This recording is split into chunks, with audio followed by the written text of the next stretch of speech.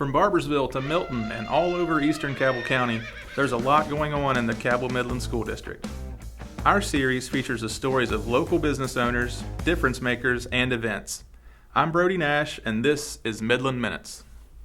Hey, we're here with Mike Chapman. He's a serial entrepreneur in the area. That'd be a fair assessment. Yeah. Mike owns Marco's Pizzas in our area, and the new Human Being that just opened on Route 60, and also Paradise Donuts.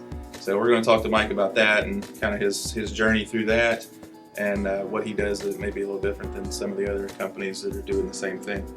So let's talk about Human Being first. What's different about Human Being compared to all the other coffee choices that are out there? Well, Human Being is a small company. They're family owned and operated. They have a small footprint, and it's something that we felt that we could grow in our area.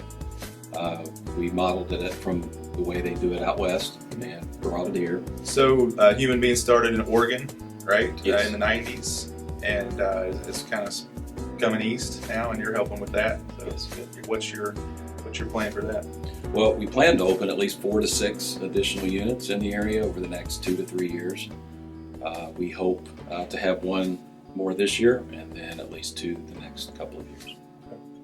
And you see the potential for growth there, as you say, is one of the reasons you chose that. You can really accelerate it like you did with the Marco's expansion. I do. I actually think I can accelerate it faster than the Marco's because the space between locations is much less. People are willing.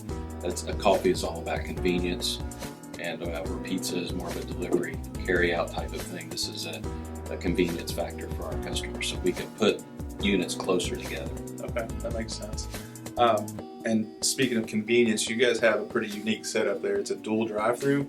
I know it's kind of confusing for people that haven't ever done it, so just kind of talk about that. Yeah, it is. Actually, that's one of the reasons we like the concept, because it did have a dual drive-through.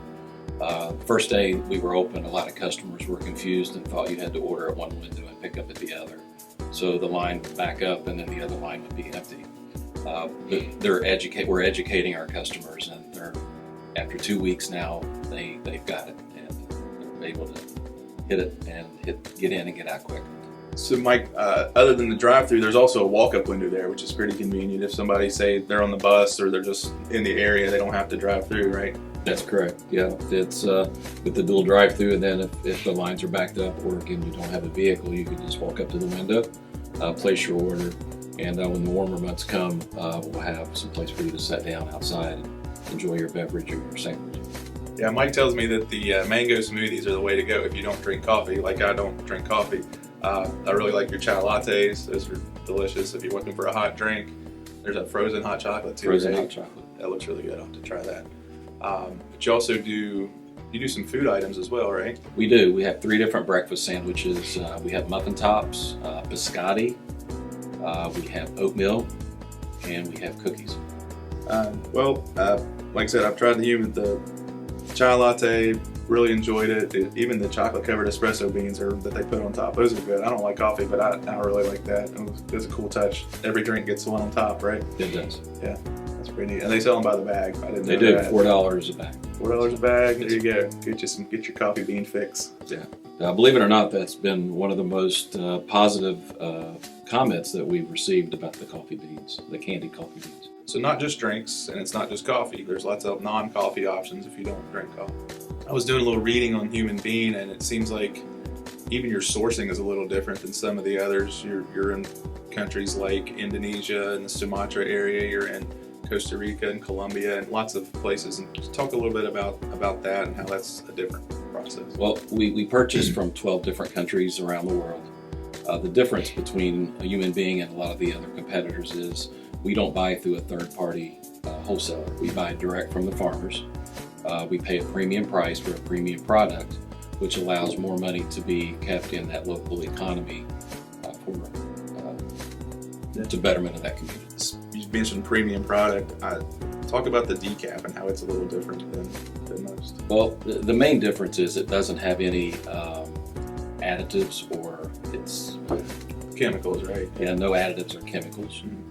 The normal process for decaffeination involves putting a chemical in the bean of some sort, and And yours is just water, basically. It's Right. osmosis, and I'm not sure exactly how it works, but it's pretty neat Yeah, that people are conscious. It's an organic product with no chemicals in it. I've seen there's programs for veterans. There's like free coffee on Veterans Day. There's First Responders Day on September 11th, I think. Are you all participating in that at the new locations? Yeah, we are. One of our biggest promotions is in October for breast cancer awareness, where we donate a full day's proceeds to a local chapter of that. That's awesome. What about through, I know Human Being's fairly new, but through your other businesses, what do you guys do in the community as far as supporting the local events? Well, we're all about schools and children, and we like to participate in schools doing fundraisings for the schools. We like to sponsor youth sports, just anything with kids we like to be involved with. So let's talk about Marco's. You've been in that one quite a bit longer, right? Since when did you start Marco's? We opened our first unit in 2012. 2012. So your 10-year anniversary now. 10 years. You went from 1 to 6 locations in those 10 years. Correct. Tell me about, you were just talking about the growth of the franchise and the numbers there. Yeah, in 2012 there was approximately 235 units. This year we'll open up over our 1100th unit. Wow. This year, and by the end of 2023 our goal is to be at 1500 units. It's a lot of pizza. It is like it. There are a lot of pizza choices out there, so what makes Marco's different than, say, the guy up the street, the other big guys? Well, our pizza, it assembled correctly and baked correctly and given to you directly, it's the best pizza in the tri-state.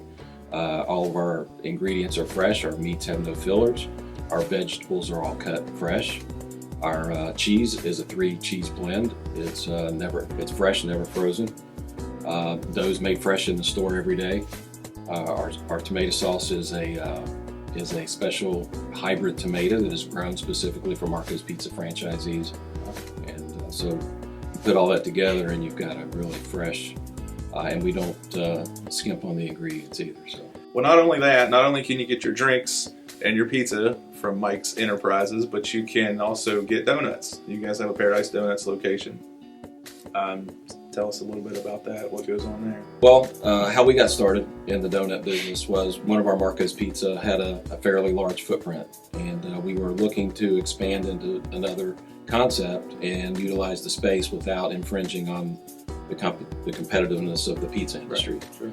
Sure. So we decided on donuts, and we did our due diligence research, and we found a company out of Tulsa, Oklahoma called Paradise Donuts. Flew out there and spent 3 or 4 days, toured the headquarters, went in on the overnight donut making, tasted the product. It was by far a superior product, and we wanted to match a superior donut product with a superior pizza product. Sure. And that accomplished that, and we get rave reviews on our donuts, the quality of our donuts, the size of our donuts, Yeah, the they're freshness big. of our donuts. And there's some unique flavors in there too. I mean, one of them's got Fruity Pebbles on top. Fruity Pebbles. There's some different ones you don't get. Cocoa Pebbles, Oreo, Mm-hmm. maple bacon, which is a glazed donut with maple icing with real bacon on top of it. Yeah. Okay, so Mike, when you chose the Human Being, what was the process like from there? Like, what were the steps to get to from, yeah, we're doing this, to being open? Well, first they had to approve us as a franchisee, and it was a pretty rigorous process. But once they did approve us, we had to schedule a training in Medford, Oregon. My wife, Betty, really loved the brand from the get-go and wanted to be part of the actual process. So her and her sister, Jenny Rawhecker, who is our general manager at the location, working alongside my wife, they flew to Oregon and spent 3 full weeks in some intense training inside of restaurants and at corporate headquarters. So as you expand, they're going to help with that, help roll it out. Yep, Nice. they'll help us as we hopefully open additional units. My wife especially will be directly involved in all of the operational. It's good to have aspects. women behind us that make us look good. Absolutely. Well, Mike, it seems like you're a pretty busy guy. Probably don't get a whole lot of sleep. So thanks for joining us today. We'll let you go. And thanks for supporting the community and being an entrepreneur here. I know franchisees are very important to our economy and to having services around. So we appreciate folks like you. Thanks for having me. No problem. I appreciate it.